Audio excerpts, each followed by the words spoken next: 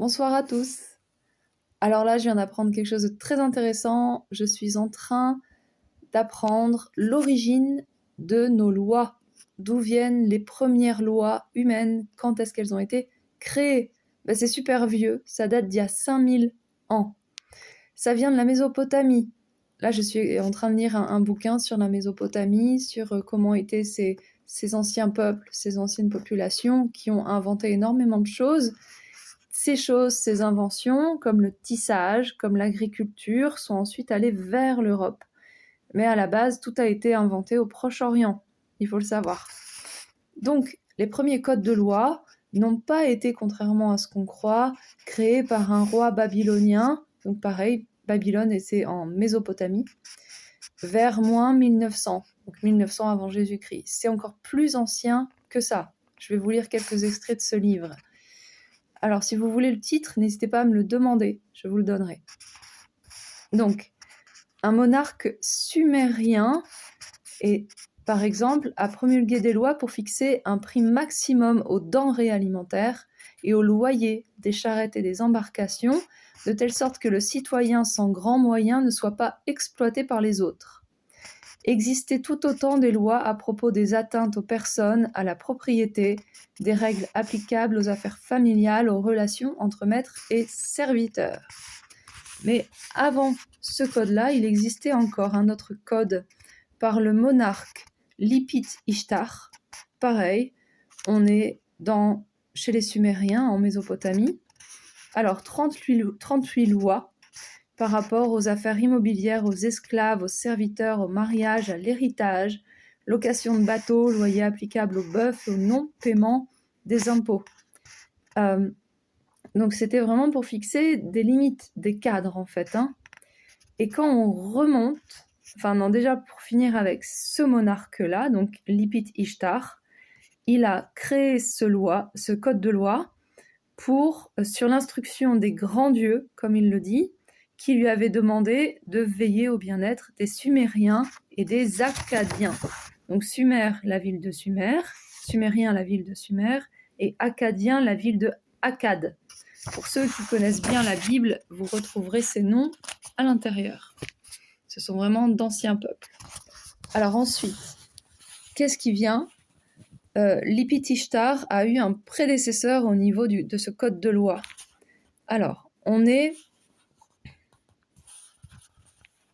en moins 2600 avant Jésus-Christ. Et le roi Urukagina, je ne sais pas comment ça se prononce, a lancé un train de réforme sur l'ordre, une fois de plus, de son dieu, qui s'appelait Ningirsu, qui lui avait demandé de restaurer les décrets des jours anciens, c'est-à-dire que les lois dataient de bien plus avant, bien plus tôt que ça encore. Qu'est-ce qu'il a fait ? Ces codes, c'était vraiment des réformes en fait. Alors c'était notamment pour appliquer à l'homme, inspiré par la recherche de la liberté, de l'égalité, de la justice. C'est une sorte, comme dit l'auteur, de première révolution française qu'imposa un roi vers 4000 ans avant nous. Alors, ce décret réformateur commençait par dresser la liste des méfaits de son temps pour que ceux qui définissaient les méfaits arrêtent d'exploiter les autres. Par exemple, des gens riches ou des gens qui dirigeaient disaient voilà, tel méfait a été commis, je veux une réparation.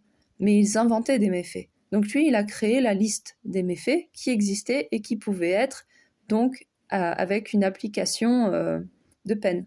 Vous voyez ce que je veux dire ? Avant ça, c'était un peu libre en fait.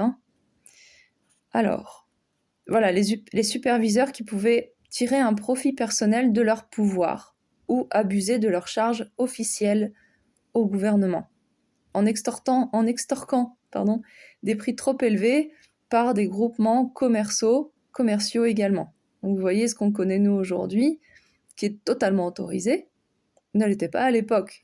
Les gens étaient protégés contre ça. Alors, ce sont tous ces injustices et quantités d'autres qui furent l'objet d'interdits par le décret réformateur. Un fonctionnaire ne pouvait plus impunément établir de son propre chef le prix d'un âne de valeur ou d'une demeure. un homme de poids, donc de pouvoir, ne pouvait plus exercer de coercition sur un simple citoyen, ce qu'on connaît beaucoup aujourd'hui. Les droits des aveugles, des pauvres, des veuves et des orphelins étaient redéfinis. Une femme divorcée, donc je vous rappelle qu'on est en moins 2600, il y a 5000 ans, se voyait protégée par la loi. Donc voilà, je trouvais ça important. On nous apprend beaucoup que la loi a toujours été du côté des plus forts. Vous voyez, c'est faux. À la base, elle a été créée en Mésopotamie par les rois eux-mêmes sur la demande des dieux. Pourquoi ?